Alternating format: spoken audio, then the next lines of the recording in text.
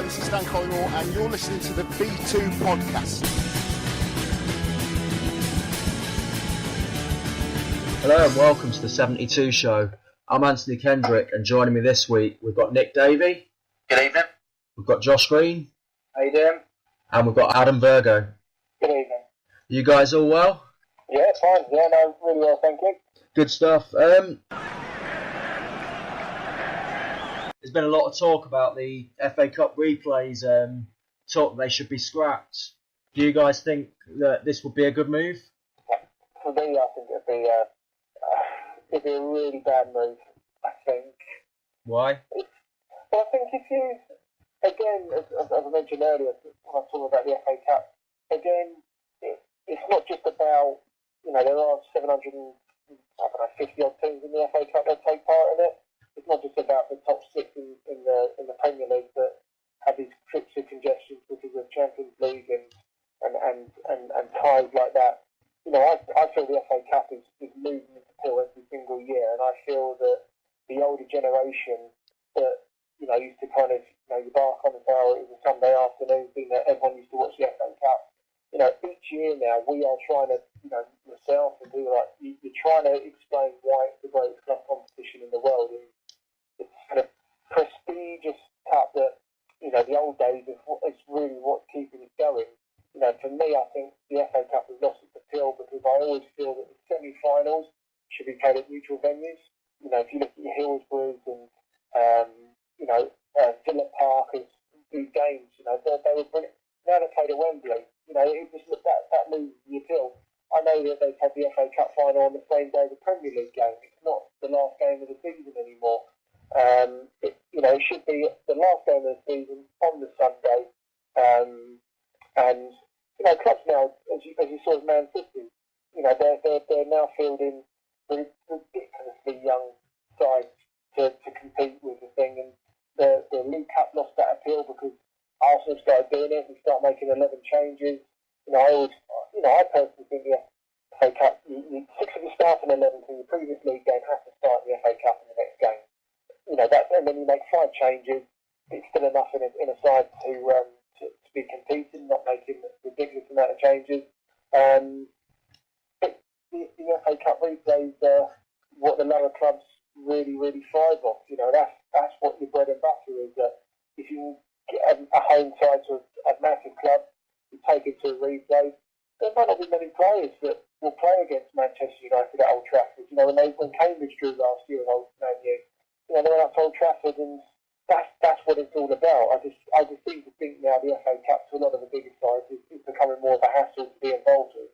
Yeah, I completely agree. I still love it.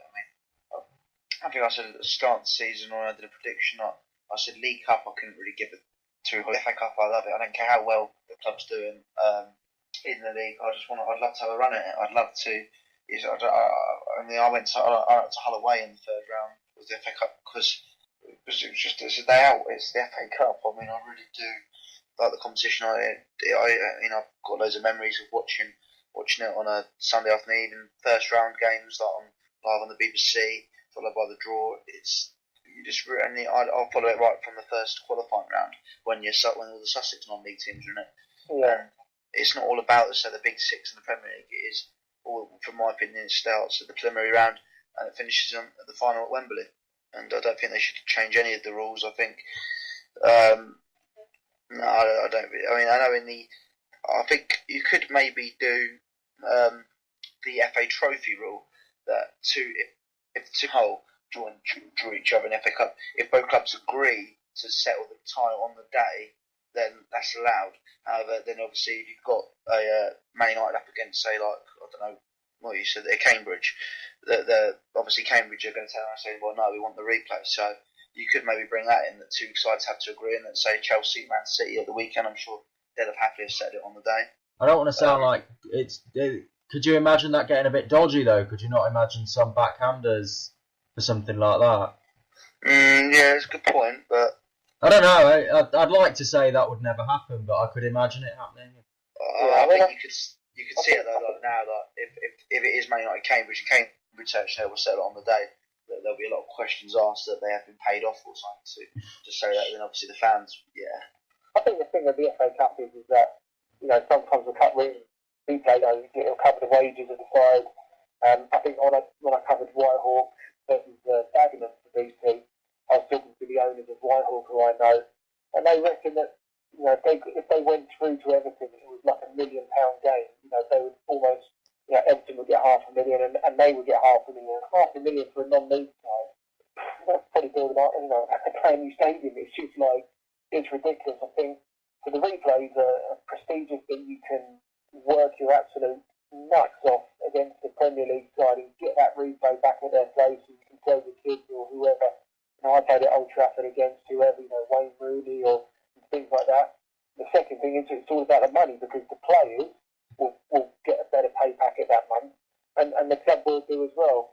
I think the only way that you can sort the replays out for me, from the third, we can maybe look at it is that every club that is drawn into the FA Cup third round, the money from the gate receipts that you get is basically put into one huge, humongous pot, and that is split evenly between every single club in the third round. If you reach the third round, you then have got that pot of money, because if Man United play against Man City, their money will go into a pot. If Shrewsbury plays against Scunthorpe, that goes into a pot, and it all generates the same amount of money, and then it is split equally all the way to the final. For me, that's how I think the replays would be stopped in terms of financially. That's something I think would possibly work, but I just still think it just loses that appeal. It's only an extra game, It's nothing too bad. Well, at the moment, it's like 45% each to the clubs, isn't it? With 10% going to like an FA fund, I think. The way the gate receipts get split. Yeah. I've got a quote from Tranmere captain Steve Jennings, who said about, he said the chance to play at Old Trafford, Anfield or White Hart Lane is basically the equivalent of a cup final to these players. I guess, it means a lot, the away playing away at those big grounds. Oh, 100%. I mean, there's things that, I do follow Brian when I was younger, but I was a Tottenham fan as well, and in 2004, Brian played away at White Hart Lane, and it was just like, for me, it was like, I never ever thought I'd play at White Hart Lane, and I got that, I got that opportunity, and, I've got pictures in my house of, marking Defoe and Keane and players, I've got Jermaine Defoe's shirt up on the wall. For me, I can still talk about that, and my son's 4 now, he's almost 5, he's over Tottenham badge, and he kind of recognises it, that, I played at Tottenham, and, some players that support these clubs, Jennings was saying, you support a Tottenham or a Liverpool or a Man U, and you sit in the terraces and you travel and watch these games and you watch these clubs, and then all of a sudden you're now playing against them. It's a dream come true for a lot of people, and I think that's why a lot of the lower league clubs and the players that might not necessarily play at the highest level, that might be your only chance of playing against, the best. No, exactly. I'd just say this is where we've had a discussion. I think we've proven in the last 5 minutes it is still the best cup competition in the world, in my opinion, because of what we've just discussed already. That these players, it is their cup finals, and so it's not all about the top 6. What do you think, Josh? Do you think cup replays should be scrapped, or?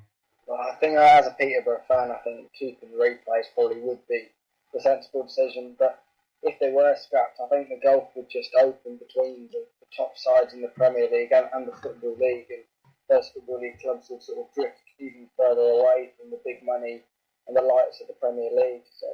Okay, I've got a quote as well from Steve Bruce. Hull have got a replay against Arsenal this round, but he was saying, why can't we just go to penalties? It's ridiculous the number of games we've got coming up.